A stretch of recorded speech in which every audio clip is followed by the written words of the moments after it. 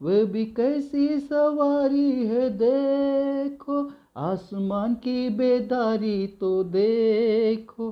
बाजे बजते हैं, दूत गाते हैं, बाजे बजते हैं, दूत गाते हैं, क्योंकि दूल्हा चला आ रहा है। देखो देखो कोई आ रहा है, कैसी महिमा मसीह आ रहा है। परम प्रभु परमेश्वर की महिमा और बड़ाई हो।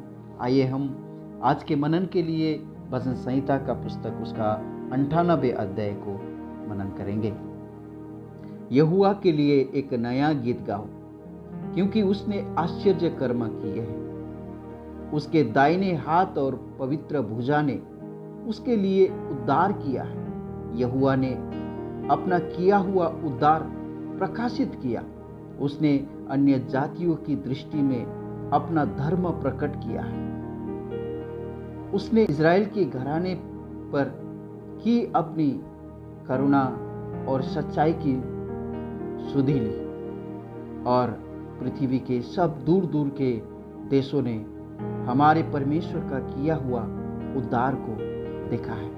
भजनकार परमेश्वर को स्तुति प्रशंसा करने के लिए इसलिए बुलाते हैं कि परमेश्वर का राज्य का उदय हुआ है। परमेश्वर का महिमामयी दिन आ गया है, और परमेश्वर ने किया हुआ उद्धार को प्रकट हुआ है। ये बातों को स्मरण करते हुए भजनकार यहाँ पर उनके भक्त जनों को परमेश्वर को स्तुति और प्रशंसा करने के लिए बुलाते हैं, और परमेश्वर का विश्वसनीयता के लिए भी भजनकार यहाँ पर उनको प्रशंसा करने के लिए कहता है। उसका 3 वचन में देखें तो उसने इज़राइल के घराने पर की अपनी करुणा और सच्चाई की सुधि ली। आज का वर्तमान दिनों में इज़राइल का अवस्था आप जानते हैं। इज़राइल प्रभु यीशु मसीह को मानने के लिए कदाचित भी तैयारी नहीं है, परंतु एक दिन ऐसा दिन आने वाले हैं, इज़राइल का लोग भी प्रभु यीशु मसीह को अपना मुक्तिदाता कहकर पुकारेंगे। ये बातों को यहाँ पर स्मरण करते हुए भजनकार कितना प्रफुल्लित होते हुए परमेश्वर को महिमा और बढ़ाई करते हैं। और जब 4 से 6 वचन तक हम पढ़ेंगे तो भजनकार यहाँ पर उन सारी पृथ्वी के लोगों को परमेश्वर के लिए जय जयकार करने के लिए, उत्साहपूर्वक परमेश्वर को जय जयकार करने के लिए वहाँ पर बुलाते हैं। और 6 वचन कहते, तुरैया और नरसिंगे फूंक फूंक कर यहोवा राजा का जय जयकार करो। और 7 से लेकर 9 वचन तक पढ़ेंगे तो सारे सृष्टि को भी परमेश्वर को आराधना करने के लिए यहाँ पर बुलाते। 7 वचन में कहते हैं, समुद्र और उसमें की सब वस्तुएं गरज उठे, जगत और उसके निवासी महाशब्द करें, नदियां ताली बजाए, पहाड़ मिलकर जय जयकार करें। अरे प्रियो भजनकार परमेश्वर को महिमा करने के लिए तृप्त नहीं है। आज के लिए बस हो गया, अब कहता नहीं है। सारे लोगों को देखकर उनका मन में एक चिंता आ जाते है, ये सब लोग भी परमेश्वर को महिमा और स्तुति करना चाहिए। और सारी सृष्टि को देखकर, नदी को देखकर, पहाड़ों को देखकर, समुद्र को देखकर भी उसका मन में एक चिंता आते है, ये सारे सृष्टि भी परमेश्वर को महिमा और प्रशंसा करना चाहिए, नदियां ताली बजाना चाहिए। उन्होंने यहाँ पर उनका मन को परमेश्वर के सामने में खोलकर रख देता है। हमारे जीवन का केवल भूतकाल में परमेश्वर ने क्या क्या भलाई किया है, केवल इन्हीं बातों को विषय में उनको स्मरण करते हुए हम परमेश्वर को आराधना करना ये पर्याप्त नहीं है मेरा प्रिय, परंतु हम उस बातों के लिए भी जो परमेश्वर आने वाले समय में क्या करने वाले हैं, आने वाला दिनों में उनका योजना क्या है, प्रभु का दूसरा आगमन के विषय में हम चिंता करते हुए हम उसको आराधना करना चाहिए।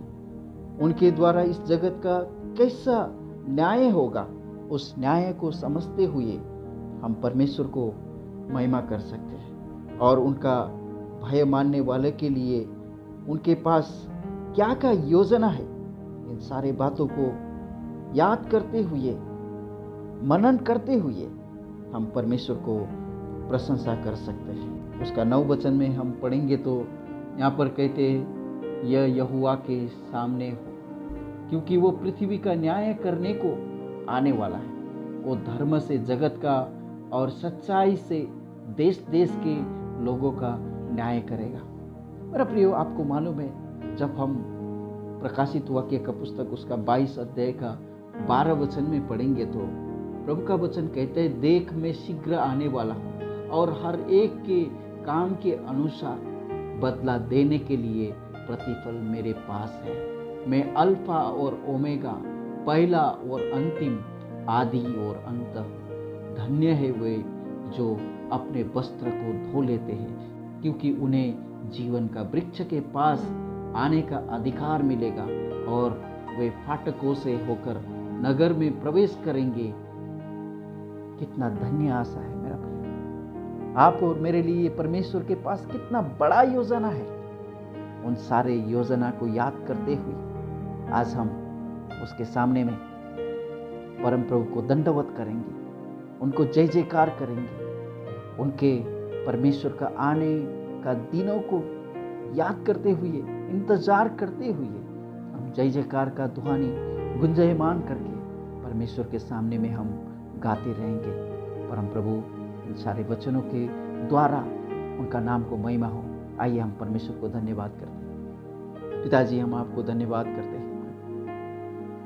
कितना महान विचार प्रभु आपने वचनकार के मन में डाला। प्रभु आपने सारे जगत के लिए कैसे उद्धार का बातों को लाया प्रभु, और इज़राइल के लिए आपका मन में क्या विचार है प्रभु जी।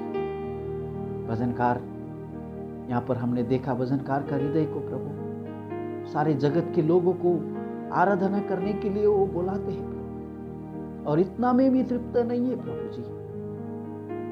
सारे सृष्टि को देखकर, समुद्र को देखकर, नदी को देखकर, पहाड़ों को देखकर, ये सब भी परमेश्वर को महिमा करना चाहिए, उनका चिंता है प्रभु जी। और 9 वचन में हमने पढ़ा कि आप जगत को न्याय करने के लिए आने वाले हैं प्रभु। धन्यवाद करते हैं, स्तुति करते हैं प्रभु भजन संहिता का पुस्तक 98 अध्याय के लिए, और प्रार्थना करते उन तमाम लोगों के लिए प्रभु जो आज इन वचन को सुन रहे हैं प्रभु जी। नम्र होकर प्रभु यीशु मसीह आपको उद्धार करता कहकर स्वीकार करने के लिए उनका जीवन में आप मदद कीजिए। हम परमेश्वर का वचन का जानकारी होकर हम जिएंगे। यदि आपको हम स्वीकार नहीं करेंगे तो प्रभु उस आने वाला राज्य में हमारा नाम नहीं होगा प्रभु। पिता, आप दया कीजिए। हमारा ये प्रार्थना उद्धार करता प्रभु यीशु मसीह के नाम से मांगते हैं। सुनिए और ग्रहण कीजिए पिता। आमीन। May God bless you all.